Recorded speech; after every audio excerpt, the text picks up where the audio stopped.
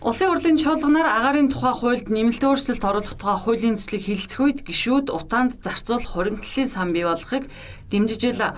Харин утааг бууруулах арга замууд дээр олон саналууд гарч ирсэн юм а. Хамгийн түрүүнд утаагүй зуух гэчийг дахин тараах нь алдаа шүү гэдгийг цөөнгүй гишүүн сануулж байла. Тухайлбал гишүүн Баасанхүү зуухыг ямар компани оруулж ирэхээр лоббидод байна вэ? Бизнесээ шахахаа болио гэсэн бол гишүүн их хамглан бүгдээрээ дахиад л зуух тарана гэвэл амьтны илэг дог болно шүү гэлээ. За гишүүн дэлгэр сайхан ч тэдний саналыг дэмжиж байсан юм а.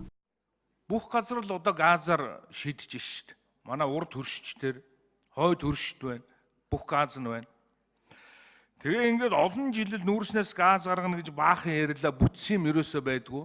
Тэгээ ядаж энэ Оросоос ч юм уу хаанаас ч тийм газыг оруулж ирээд газын хэрэглээнд хүмүүсээ сургах бол энэ нь бараг илүү үр ашигтай болох юм биш үү? Энэ дээр байгаль орчны яам ямар бодлого барьж байгаа юм бэ? Энийг асуух гэсэн юм аа. Тэгээд ер нь томоор нь шийдэх л хэрэгтэй юм байна. Ямар ч байсан гэсэн.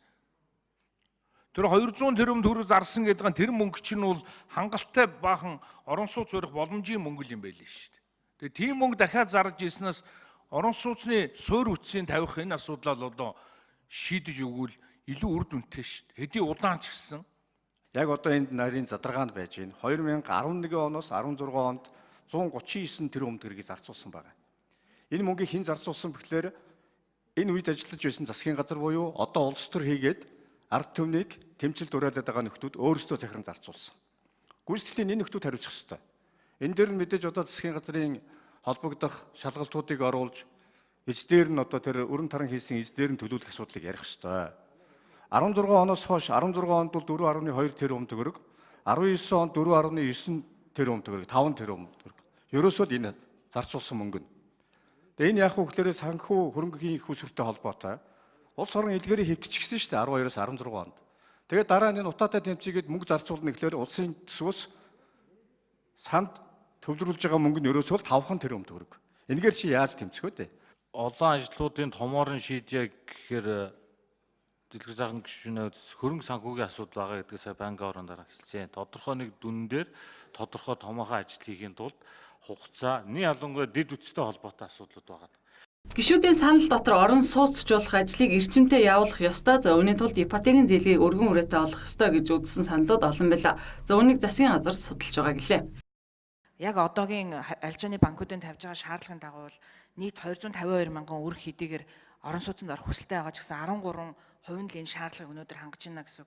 Судалгаагаар ингээ аваад үзэхэд бас иргэд бол метр квадратны сая 500 мянгаас доош метр квадратын үнэтэй орон сууцнд орох хүсэлтэй байдаг. Гэтэл одоо зах зээлд нийлүүлж байгаа орон сууцны дундаж үн бол 2 сая төгрөг байж байгаа.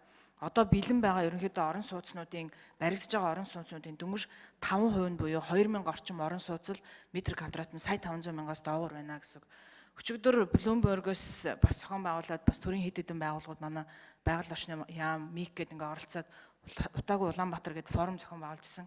Тэрэн дээр бол MMCG гэх судалгааны байгууллагаас за нийслэл Улаанбаатар хотоос бас ярьж байгаа нэг зүйл нь өнөөдөр яг ингээ ипотекийн зээлийг үргэлжлүүлэх гэхэд бараг 100 мянган иргэн бол үгүй би бол яг гэр хороолтоо ингээд амьдраад оршин суугаад явах сонирхолтой байна гэсэн ийм иргэд бас байгаа шүү. Тэгэхээр энийг ч гэсэндээ ипотекийн зээлэн дээр бас одоо авч үзэж хэвээр гэдгийг бас анхааруулж исэн.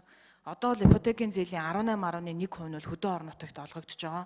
Энэнийг бол яг ипотекийн зээлийг бол одоо Монгол банк ерөнхийдөө бол хариуцдаг. 2019 оноос сангийн яам бол аавна. Яг хаана хэрхэн яаж олгогдох вэ гэдэг манай барилга бот хаалтын яам ерөнхийдөө хариуцдаг гэсэн. Монгол банкны зүгээс сангийн яамны зүгээс бид нар бол их усүр дээр нь ажилтгаа гэсэн. Сонгоны хайрханд өөр түүний дотор баян хөшөө бол утаа их гаргадаг л да. Би бол ороо энэ төр зориуд очиж үздэг юм баг 10-аас 20 метрийн цаана харагдахгүй ийм л газар. Өдрийн цагт бол 100-200 метрийн дотор харагдахгүй шүүл ийм л утаан дунд амьдарч ийн л да. Энэ дээр бол эрчим хүч, зам, бохир цэврөөс энэ хүргээд өгчих тийм төслийг л одоо бид хийх ёстой. Одоо Улаанбаатарын хэмжээнд бол 6 энэ тийм төсөл хэрэгж байна. Хэрвээ дэд үтсийн л хүргээд өгчих юм бол тэнд орон сууц барьж болж байна. Айл болгоны хашаа руу бохир нь цэвэр нь ороод эхлэх юм бол энэ өөрөө нэгдүгээр утааг арилгах, хоёрдугаарт хөрсний бохирдлыг арилгах, гуравдугаарт нь усны бохирдлыг одоо цэвэрлүү одоо анхаарах ёстой. Бүс нутгийн хөгжлийн асуудлыг онцгой анхаарах ёстой. Хугацаанд энэ орон сууцчлуулах болоод дэд үтсжүүлэх асуудал дээр онцгой анхаарах ёстой. Ойрын хугацаанд бол хийдэг ажлуудаа тэр 114 ажил хөтөлбөр юмнуудаа оруулаад шатлсан маягаар хийгээд явах зөв зүйтэй байхаа гэж бодож байгаа. Загарын тухай хууль нэмэлт өөрчлөлт оруулах тухай хуулийн төслийг хилцэх үед утааг хэрхэн бууруулах асуудлаар ийм яриа өрнөлөө. Харин хуулийг 2019 оны 1-р сарын 1-ээс хэрэгжүүлэхээр өмнөх засгийн газар тусгаад байсан бөгөөд энэ удаад яаралтай гормоор оруулж ирж хилцүүлгийг энгийн гормоор хийхээр болсон юм а.